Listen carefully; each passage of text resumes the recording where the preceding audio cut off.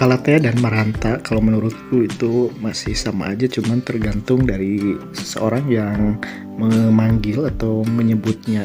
Jadi kalau aku sih di tempatku yang ini disebutnya Kalatea, dan ini Kalatea Crimson ya sobat semuanya. Jadi warna itu warna pink, dan lumayan sih kalau misalkan tercukupi sinar matahari ini lumayan warnanya muncul dan bagus banget.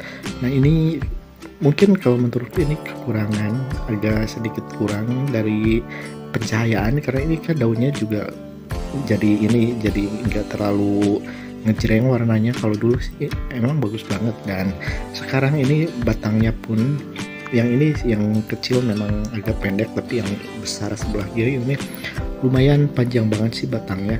Dan kalau misalkan berdasarkan pengalamanku, kalau misalkan ini yang batang panjang itu karena memang jarang terkena sinar matahari ya.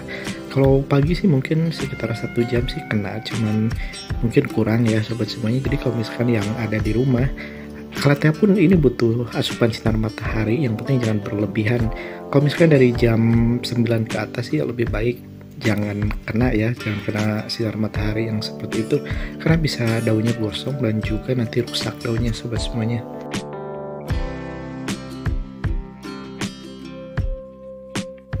Kalatea ataupun Maranta banyak banget variannya, dan hampir sama aja sih seperti keladi, seperti Aglonema, jadi banyak pilihan.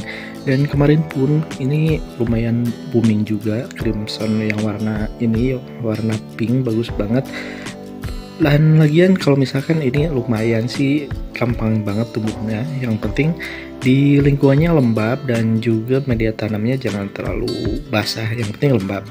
Nah kalau misalkan media tanam kering ini tidak cocok juga, beda dengan tumbuhan kaktus atau sukulen sobat semua. Jadi harus diingat ini hampir sama dengan keladi, cuman kalau keladi dia butuh banget sinar matahari, yang sinar matahari full juga bagus kalau untuk keladi. Namun kalau ini sampai jam 9 aja, 9 pagi udah cukup sobat semuanya. Atau kalau mau kena sinar matahari nanti jam 4 sore sampai jam 5 itu udah bisa sih kalau kena matahari.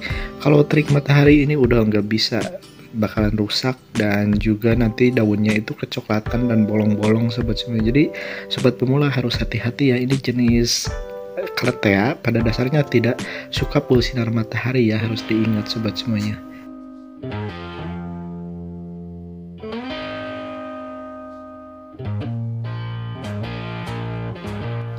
Kalau misalkan kebingungan untuk media tanam, cukup dengan sekam busuk aja yang udah fermentasi juga udah, itu paling standar banget.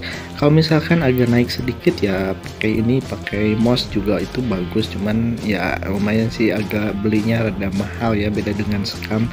Kalau misalkan pakai pakis hanya sedikit aja sih campuran untuk ke sekam busuknya. Jadi ini beda dengan Aglonema. Kalau Aglonema kan pengen banget ya kalau misalkan seperti pakis kayak gitu. Kalau ini lebih baik sih daripada pakis, mendingan pakai kokopit sobat semuanya. Karena kalau kokopit kan lumayan nyimpan airnya agak lama, dan juga bahkan lembabnya lama sobat semuanya.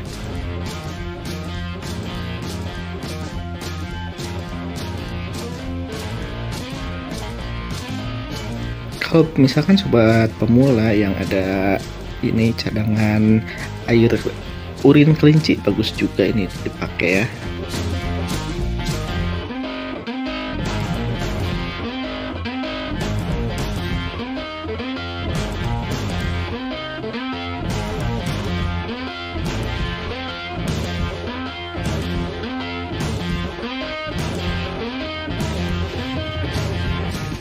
Untuk sobat pemula yang mungkin punya stok air cucian beras yang ditampung, jadi jangan dibuang sobat semuanya, itu bermanfaat banget buat fermentasi. Jadi kalau misalkan udah 2 minggu ataupun 3 minggu, lebih bagus lagi kalau misalkan udah tercium bau asam dan juga ada belatung-belatungnya, itu udah bagus banget, dan dikasih aja ke media tanam Kalatea itu bakalan bagus banget air cucian beras sobat semuanya.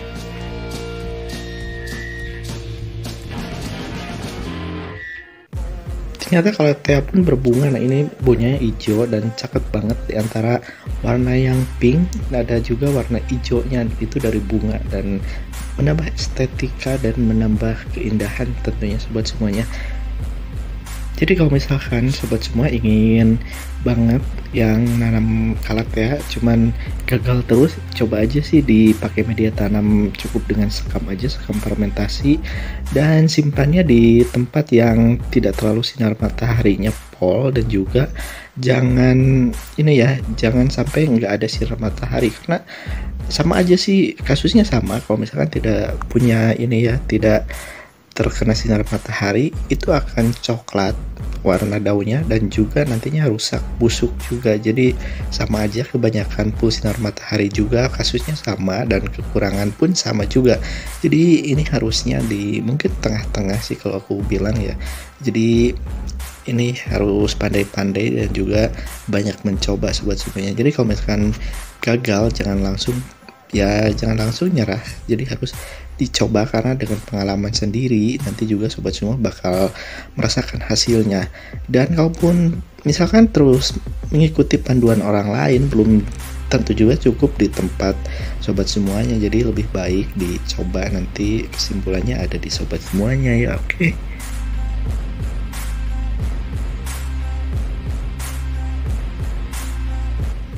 Kalau misalkan kita nggak hanya dengan satu jenis aja, dan koleksinya itu memang hampir misalkan semua tanaman di koleksi tanaman hias itu kan lebih variatif dan juga lebih asik sih sobat semuanya. Jadi banyak varian. Misalkan kita hanya merawat keladi aja gitu kan, kalau keladi kan ada masa dorman, jadi ketika dia dorman nanti habis halamannya nggak ada tanaman.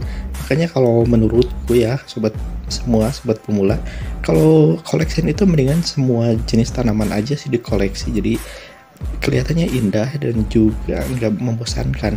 Nah kalau misalkan hanya Calathea aja misalkan, nah Calathea juga kan ada sih sebetulnya ada masa dorman, cuman nggak lama ya. Oke sobat semuanya, semoga aja di video kali ini ada hal positif yang bisa diambil dan juga semoga bermanfaat. Oke.